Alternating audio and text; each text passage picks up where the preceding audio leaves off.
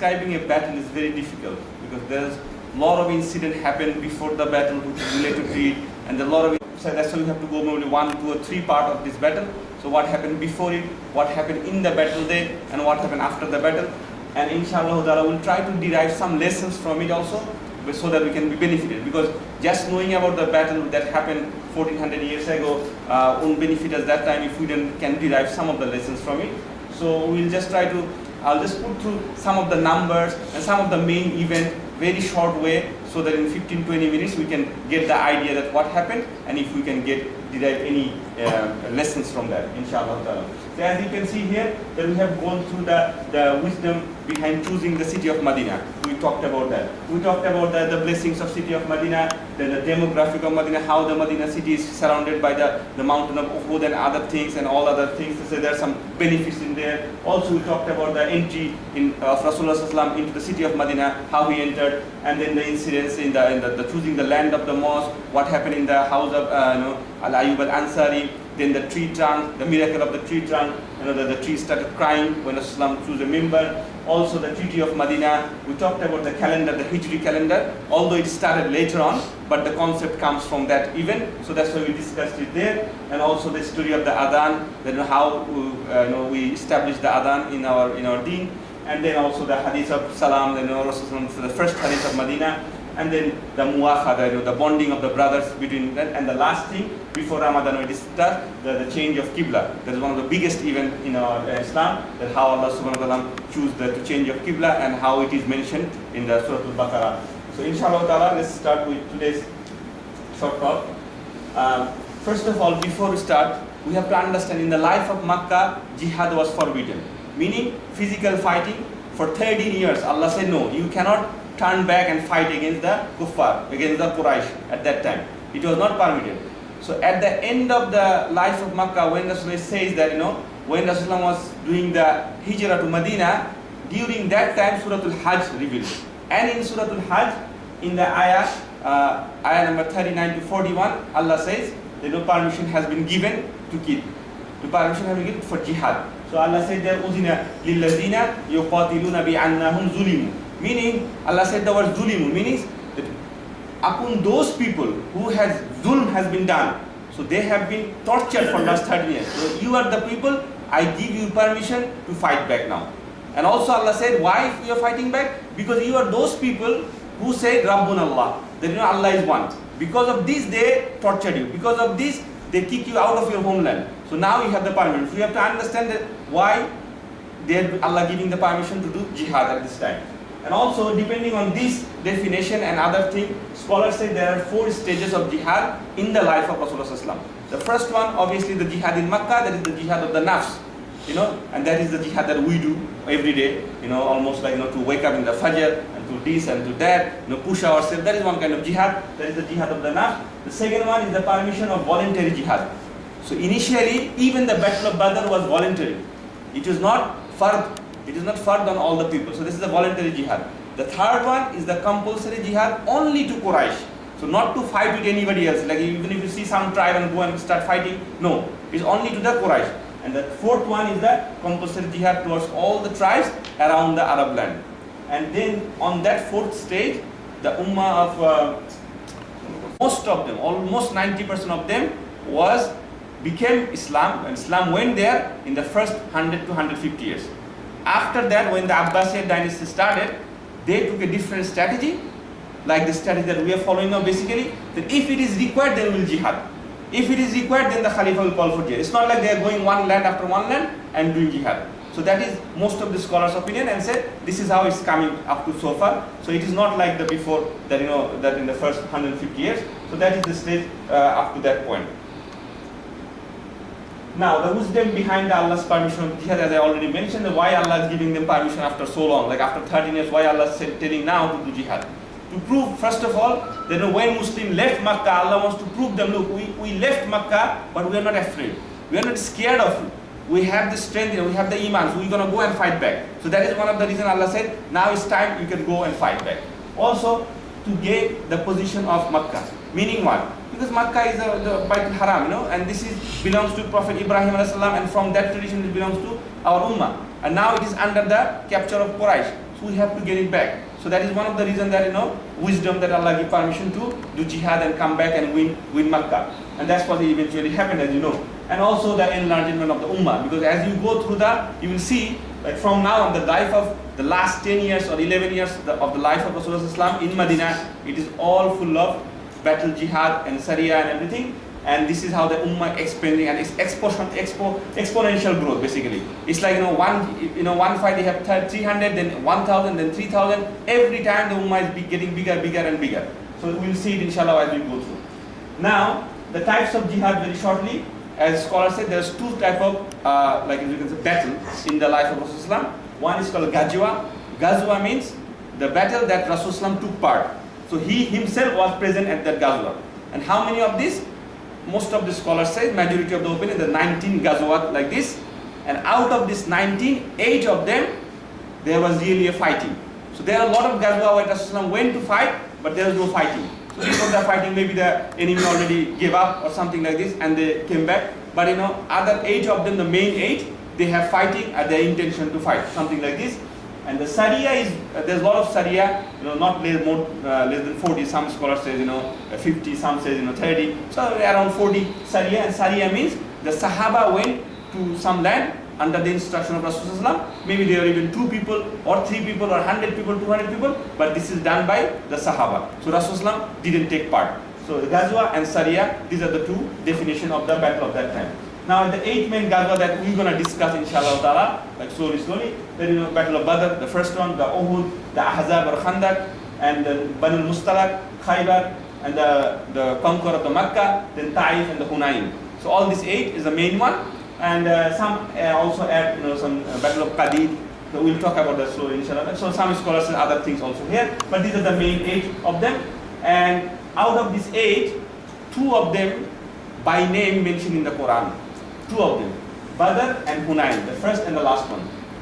There is a Surah Al-Ahzab, that is about the Battle of Ahzab, but the Ahzab, the word didn't use as the war name.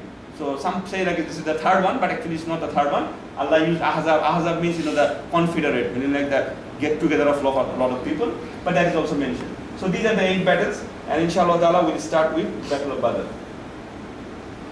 Now, before the Battle of Badr, as I said, how did it start and what happened? So we just have to go through some event that is related to it. Otherwise, we're not gonna get the whole idea. So the first arrow in Islam, what I mean by this actually, this is the first arrow throw fi sabilillah, meaning in the way of Allah. As I said, in Makkah there is no fighting, no physical fighting, no sword, no arrow, nothing. So there was a Sharia. There's only 3 or 4 people, and it's called the Shariatul Ubaidillah ibn Harisa. Ubaidillah Harisa was a great Sahaba. In that, there's another great Sahaba, Sa'd ibn Abi Waqqas. Sa'd ibn Abi Waqqas was one of the 10 that's been guaranteed Jannah, and he was a very early Muslim. If you have remember when he talked about the life of the Rasulullah in Makkah, these are the 10 people who said that Sa'd ibn Abi Waqqas was one of them, and he is the first one to throw an arrow in that battle. There is no killing happened in that battle, but some arrows were thrown here and there, and he is the first one to throw an arrow in fi sabilillah, and he always used to boast on that. He used to say, I am the first one, Allah has blessed me to throw the first arrow fi sabilillah. So that's why I mentioned it here. That is, and it's just like with a local Muslim tribe, they want to raid the caravan and everything in that one. Another thing I need to mention it here, I didn't put it here. A lot of non-Muslim who are Orientalists and critics of Islam, astaghfirullah, they say that your Prophet Muhammad sallallahu alaihi wasallam, that he used to a highway robber. He used to do highway robbery because he used to do these things, Ghazwa.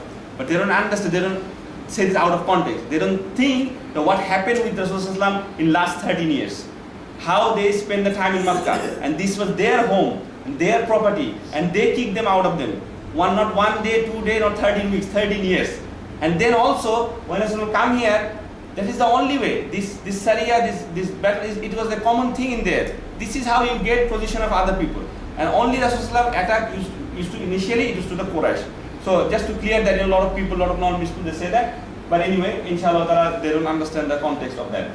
Now the first Ghazwa by Rasulullah, this is called Ghazwatul Usayra. What happened basically in that one? That Rasulullah had his own spy, so he got some information that Abu Sufyan had a caravan from Makkah going to Syria. going to a city called Basra. It is not city in Basra. Basra is in Iraq, but there is a city called Basra. It is still there in Syria. It is between the border of Syria and the Hijaz. So in that caravan is going. And they also came to know that this caravan is a very rich caravan, meaning all the investment, because that time people don't used to go to job. They don't get weekly paid or monthly paid. They used to get payment once a year. So they put everything inside in a caravan. The caravan goes to Syria or some other cities. They sell and buy whatever comes back. That is their income for the whole year. So that's what happened. And because a lot of people from Makkah already left Makkah, as we described before, a lot of Sahaba, like Abu Bakr, Umar, Usman, Ali, everybody left Makkah, right? So they have their property and their wealth. So Quraysh took all those. They captured those. So that's why the caravan was full of money and property. And one of the scholars said, even if you count by dirham, and if you say one dirham is like $100 now, if you count like that way, it is almost $5 million. It is almost $5 million at our time also. It is a huge ganima, like huge property for that. Anyway, so Rasulullah said, okay, so, and he also came to know that this caravan is occupied by only 40 people. So Abu Sufyan is the leader and 40 other people is guarding the caravan. So Rasulullah said it's going to be an easy thing. So Rasulullah took around 100 and 150 Sahaba with him, and he wanted to go and attack the caravan. But unfortunately, not unfortunately, it's the qadr of Allah. Allah didn't let them meet together, so they missed the caravan. So Abu Sufyan left before. So that time there's no GPS or everything, or we can let you know. Actually, that's stage 1 of Battle of Badr. This is the stage 1 of Battle of Badr, because this is the same caravan that they are planning to attack when it's come back. And this event that I'm saying, Ghazwat al-Bushaira, it happened in Jumad al-Ula. So Jumad al-Ula is like 2 months or 3 months, 2.5 months before Ramadan. Jumad al-Ula is a month, that's 2 or 3 months before the Ramadan. After this battle happened, our Ghazwat al-Bushaira happened, the next thing, now we're going to describe what happened during the Ramadan. So in between these 2-3 months, there are a lot of spies going here and there, and Rasulullah trying to get some more information. When is this caravan is coming back? So when a caravan went up to Syria, it took 2 or 3 months, because it does its business and everything, and then it comes back. So Rasulullah had his mind that, okay, when he's going to come back, we're going to try to attack it again and get the ganima, if Allah allows us to get the ganima. Now what happened there, the Rasulullah sent different Sahabas, and he used to maintain a very secret council about this. So when he sent a spy, and the spy got the information and come back to him, he doesn't even allow Abu Bakr or Umar to even sit down with him to listen to him, because this is his strategy, like he wants to make very secret. Because at that time also Medina has a lot of pagan people.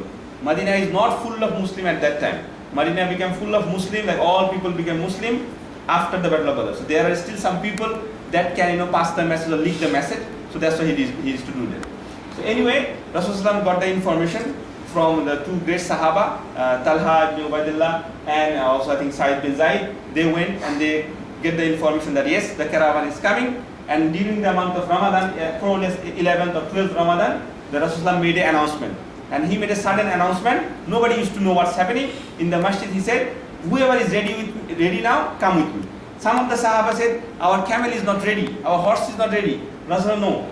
Whoever can go with me now, you have to go now. Why this is sudden? Because he didn't want to stay single, he didn't want to wait a little bit, because he can miss the caravan again. So, and he doesn't want to say everything, where I am going, what's my plan, not now. Because there are some other people who can leak the message and something like this. So he just make a sudden announcement, and then everybody followed him. And when they went out of Medina, a little bit out of Medina, then he stood up and he said that Allah will allow us to get a great wealth. And I had information that the caravan is coming back, the Abu Sufyan's caravan is coming back, and it will be an easy thing for us. So there is no plan for war. So remember, so Rasulullah doesn't know that what's going to happen.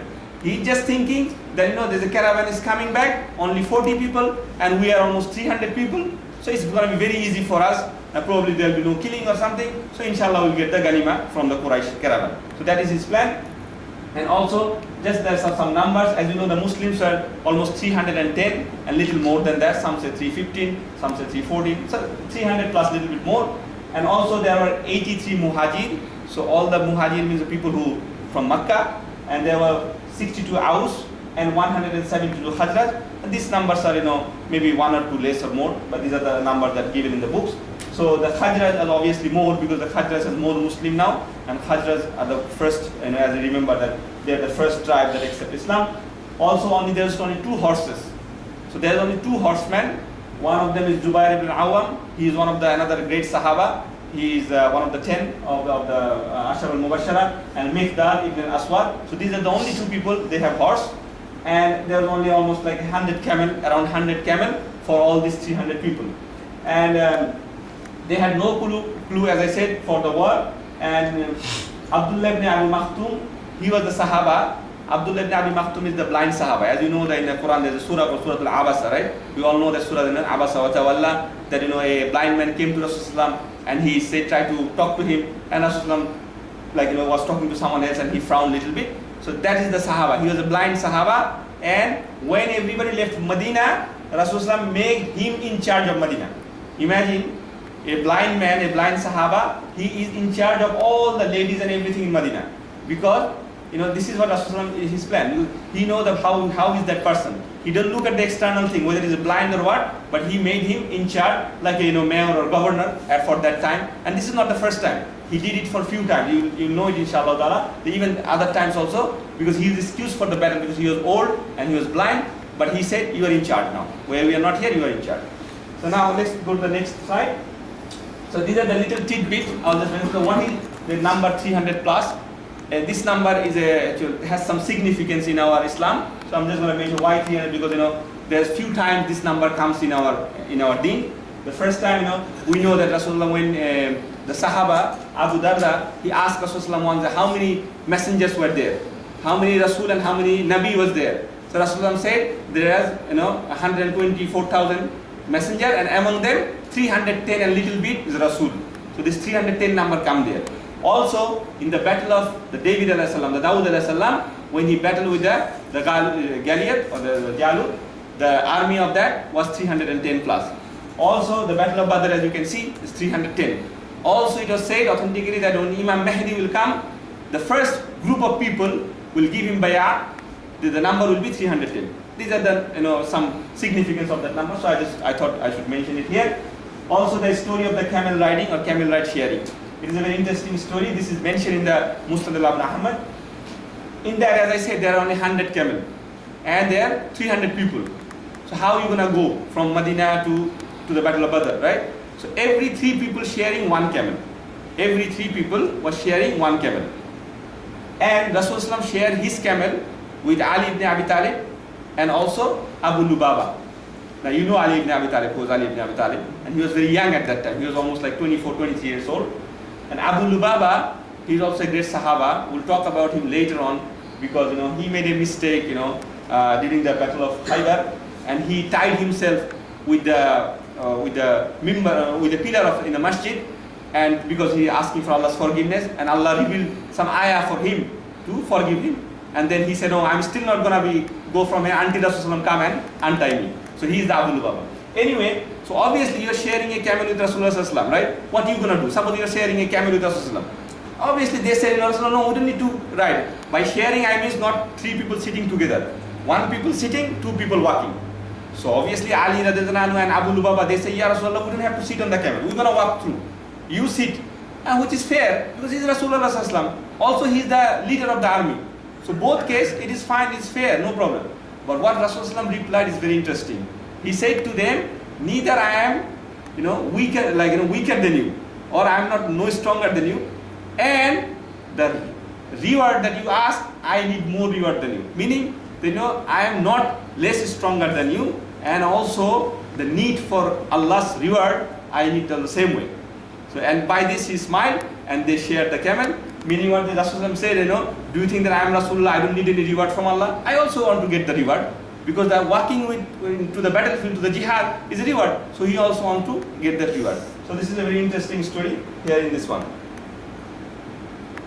Now the story of the Mushrik helper. So it's another incident, and we can derive some help from here, actually some lessons from here. What happened when they went near to the battle of the Badr? One of the Mushrik, he is a very strong man, but he is not a Muslim. So he came because he know there will be a battle, or because everybody know that the caravan is coming, a $5 million caravan coming, right? So everybody wants to take part in it. if you join the army, you will get some part of it, right? So this guy came, very strong man, and he said, I want to fight with you guys. Rasulullah asked him, are you a Muslim? Do you accept La ilaha illallah Muhammad Rasulullah? He said, no, I don't accept.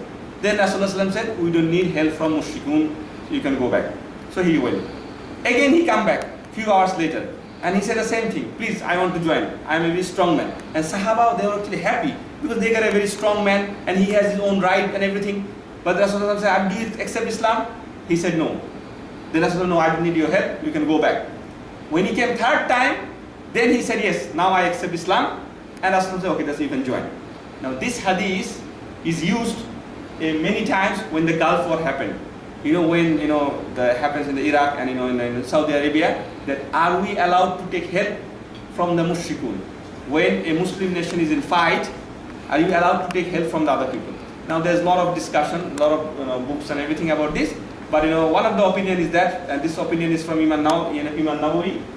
He said this situation is special, so there are some special situations you are not allowed to take help from them. But if you have someone that you can trust, even if they are non-Muslim, you can take help. Why? Because Rasulullah himself took help. Remember when he did the hijrah, he hired a guide, Abu Muqid. That guide was a non-Muslim, a pagan. And this is, he's doing hijrah with Abu Bakr. And he hired only one person. And at that time, there's only 100 camel on his head. Like who can capture Rasulullah, he will get 100 camel. But he still trusts that guy, and he hired him as a guide. So there are different opinions, but this is one thing that we need to understand. Another lesson from the same story. Look, anybody will understand. So if someone comes to you in a few hours time and say, okay, I'm not a Muslim, I'm not a Muslim. In third time he says, I'm a Muslim. Everybody understand that this guy is greedy. He's asking for money. That's why he accepted Islam. Anybody will understand. Even us will understand. But the lesson from it, we don't judge people by their heart. We don't know their heart. We can think that this guy is coming for the wealth 2 times, 3 times, but now he's greedy. No, we don't judge people because we don't see the heart. And that's why it's established from here. So whatever, if someone says, it is the policy of Islam that if some brothers coming to the mosque, whatever he said, whatever you think about him, you don't judge him like this. He's coming to mosque, he's praying with you, he's a Muslim, he's a mu'min, that's it. And that's how we learn from this one. Now the next thing. So we talked about the Muslim side. Now the Quraysh side, what's happening in the other side. So we need to know this one. And how do you know about the Quraysh side? There's no Sahaba with the Quraysh, right? How do you know about these stories? Because some of these people became Muslim later on. Even the Abu Sufyan, he became Muslim. And they are the ones who narrated this hadith later on. So we know about this, what's happening there. So as you know, the Abu Sufyan was a very smart man. And when Rasulullah sent spy with him, different spy, he also know that someone is following him. He knew that someone following. And what he did actually, he found some camel dung. And he opened up the dung. Camel dung is a very filthy thing. But he opened up the dung, and in the dung he found some dead seed. And from the dead seed he know this date is from Medina. He's so smart, So he knows someone is following him. So what he did, he sent a guy back to the Makkah, and he said, I need reinforcement. Make sure this is your caravan, this is everybody's money in Makkah, so I need protection. And whenever the message goes to Abu Jahl and all the other big people, Abu Jahl was jumping up and down that okay, this is the time, we have to gather everybody and we have to go to the war. So they gathered almost 1,300 people. And this is the largest gathering. This is also qadar of Allah. That Allah is joining them together. In the history of Arab, in the history of Makkah, never ever they joined so many people. They're always fighting each other, different tribes, like 10 people, 12 people, 20 people, 50 people. Never ever this many people are fighting against another group, such a big way. And this is the first time. So Abu Jahl wants to do that. Few things, there are a lot of stories there, like what, all the big leaders was taken participate here. Like, Abu Jahl, Utma ibn Abu Muqayd, Umayyah ibn Khalaf, all these big leader of Quraysh, they all took part. But most of them, what happened? Most of them, except Abu Jahl, they don't want this fight. Even Utbah ibn Rabi'ah, he said, I don't want to go to the fight. These are our people. Why you want to fight them? Because they are our brothers and ours. But Abu Jahl was adamant, and he made sure that everybody goes to the fight. Abu Lahab, as you know, Abu Lahab was one of the enemy of Rasulullah. He didn't take part in this battle. For some reason, he hired someone else. So some guy used to owe some money. So he told that guy, you take part after me. And also, this is the largest gathering, as I said before. Now another thing to mention here, the dream of Atika. Who is Atika? Atika was the aunt of Rasulullah sallallahu alaihi wasallam, and he is the first aunt, meaning Rasulullah's dad Abdullah and his brother Abu Talib. Atika was their full sister, meaning they are all from the same mother. Atika, Abdullah and Abu Talib, they are like all full brothers and sisters. But we don't know any information about, only mention about Atika is this dream. So we don't know whether she accepted Islam later on or not. Anyway, Allah showed her a dream that a guy will come from the far away and he will announce that there is the leader of the Quraysh will meet their death in 3 days. Also in the dream she saw that this guy went up to a mountain, mountain Kubais, and he threw a mountain from the top. The rock came down, it split up and it hit every house of Makkah. So the meaning of the dream is very simple, that there is a war coming on and all the people will die and every house of Makkah will be hit by this calamity. Because how? Every family has somebody from this. How did they get 1,300 people? So it means every house there are some guy who participated in that gathering. Also everybody has their investment, their money coming from that, the Ghanima. So any other way they will be affected. So that is the dream of Atika. And the dua at Kaaba. So before they left Makkah, Abu Jahl and all his group, they made a dua in Kaaba. Because Kaaba is holy to them also, right? So they hold to the cloth of the Kaaba and they said, Ya Allah, whoever is in the path of truth, you give them victory. You send them help. And Allah mentioned this one in Surah Al-Anfal. As I mentioned during the Ramadan time, Surah Al-Anfal, if you recite Surah Al-Anfal with the meaning, everything is related with Battle of Badr. So if you don't know the story of the Battle of Badr, it's very hard for you to understand Surah Al-Anfal. So that's why we should know Seerah and everything, so that we can understand Quran more. So this ayah is mentioned in Surah Al-Anfal in verse number 19. Also, there's another incident, the trick of Shaitan. What happened basically? So when all the people of Makkah, 1,300 people, they left Makkah. So they are going towards the Badr to help Abu Sufyan, right? Some of the people say, look, we left our home alone. All our ladies, all our properties are there. But there are other tribes around Makkah. If they know that nobody is in Makkah, they can attack Makkah. So some of the people, some group said, no, we don't want to go there. So they are just, trying to get out of the war. They said, no, we don't want to go for the war. Shaitan got agitated. Shaitan said, no, I need more people to fight with Muslims, right? What Shaitan did, he took a form of a guy named Seerah ibn Malik. Seerah ibn Malik, we talked about him before. He is the guy who almost fought Rasulullah sallallahu during the Hijrah, but then he accepted Islam and Rasulullah made a prediction about him. So Shaitan took the form of Seerah ibn Malik and he went to them, because Seerah was a tribe leader from another tribe, and he said, the Shaitan told them, don't worry, we're not going to fight with you. You're going for a good cause. So go and fight with Muslim. Go and fight with Muslim. And this is also mentioned in the Surah Al-Anfal, as you say in the ayah number 47 and 48. Now, just to know that this is now 2 or 3 days before the Battle of Badr. So now, so far, Muslim, they don't know about the war. They don't know that 1,300 people are coming. So what happened? Some rumor came out, and Rasulullah heard some news that the Quraysh has left Makkah with a big army. At that time, all the Sahaba, they got a bit scared. Scared in the sense because they are not ready for any war. They don't have any weapon, and some of them, they don't even have camel, or horse or anything. So they just came with, sharing three people, 1 camel and everything. So they feel a little bit hesitated. And Allah mentioned this in the Surah Al-Anfal again. And Allah said that some of the believer, the meaning more or less is that some of the believer is arguing with you. Ya Muhammad, some of the believer is arguing. Sometimes if you feel something that you don't want to do, I'll give you examples, it's easy for you to understand. Suppose your alarm is ringing for Fajr, and you heard the alarm and you say, every day I have to wake up. Why can't I sleep today more? This thinking is not a sin, as long as you wake up and do the Fajr. Meaning, it can come to your mind that maybe something you don't want to do, you're doing it every day or something like this. But as long as you do your action, as long as you fulfill it, you are fine. Because Allah won't hold you for what comes in your mind. So this is the lesson from this one. So some of the Sahaba, they got scared a little bit, but then Rasulullah said, Allah has promised me victory. And to confirm the news, he himself took Abu Bakr with him and went to find the information. And this is the first time Rasulullah being a scout.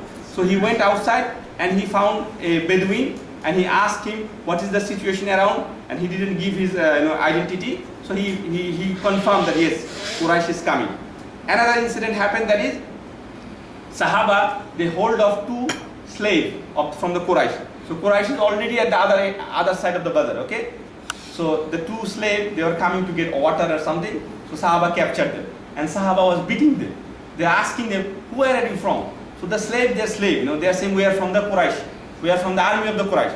But Sahaba said, no, you cannot be from the army of the Quraysh. You are from the caravan. The caravan that's coming with the 40 men, you are from that. So Rasulullah came out and he told the Sahaba, they are saying the truth. They are from the, because Sahaba wants to make sure it is the caravan, not the big army.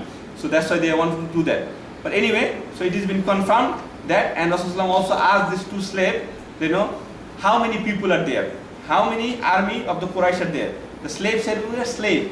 We just, do cooking and bring water and that's it. We don't know how many. We never counted them. Rasulullah said, okay, if you don't count them, tell me how many camels you slaughter every day for eating. They said, we slaughtered 9 to 10 camels. Right where Rasulullah said, they are around 1,000 to 1,300 people. Another thing I forgot to mention that, when the shaitan came as like a Suraka ibn Malik, some of the people actually left the Quraysh army, because Abu Sufyan, he already hired another guide and he took another route, meaning he was going to, so he said that our caravan is safe. So the caravan of the Abu Sufyan is safe now, and he's saying to Abu Jahl that you can go back now, you don't need any fighting now. My caravan is in the other way and it is safe now. But they didn't listen to me, and they said, no, we want to fight. And Abu Jahl said, we want to fight and we want to prove to the people that we are stronger than any other people. At that time, Rasulullah, when it's been confirmed, and Rasulullah said, Allah has promised me victory. Either we meet the caravan or either we meet the big army.